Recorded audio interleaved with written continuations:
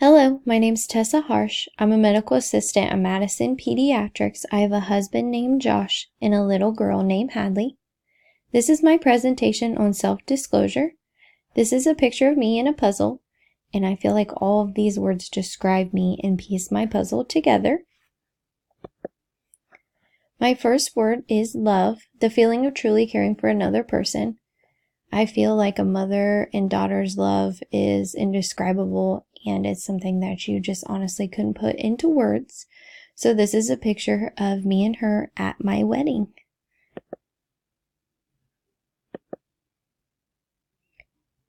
My next word is grief, the feeling of losing something you love. Last December, I lost my horse Manch. He was my best friend of 18 years, and every single day I grieve and I miss him so much.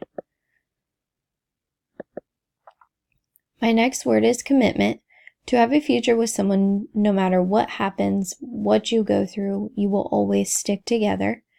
This is a picture of me and my husband at our wedding, and I feel like I'm committed to him, I'm devoted to him, because that's how a marriage should be.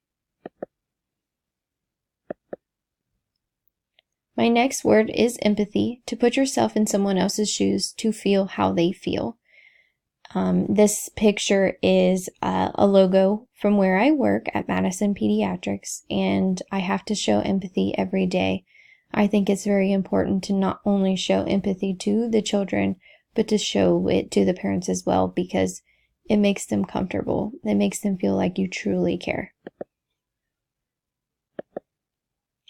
My next word is uncertainty avoidance, trying to avoid situations that wouldn't be considered someone's everyday norm or something they wouldn't do routinely every day.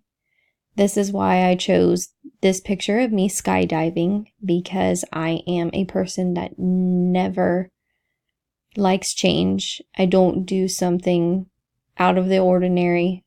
I like consistency, and skydiving is definitely not consistency for me.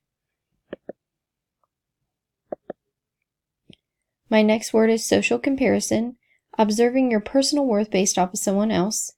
This picture shows a girl where she's comparing herself to others. She's saying that another girl's so much prettier, or another guy is so much smarter than her, or a girl is much funnier than her, and she's upset.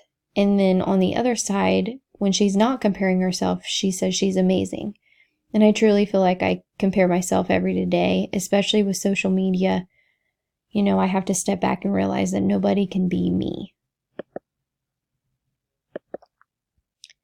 My next word is need to belong theory, wanting to fit into a certain group to establish strong relationships.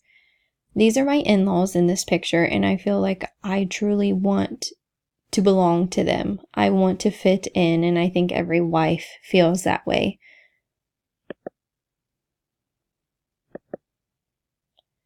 My next word is social anxiety, having the fear of feeling like you will always say the wrong things, or you will never be good enough when talking to others. This picture is a party, and there's a group of friends having fun talking, and then if you look to your right, there's a guy standing in the corner. I'm that guy. I feel totally awkward when I'm around people I don't talk to every day. I can't loosen up and I can't be myself. My next word is investment, the feeling of being devoted to someone.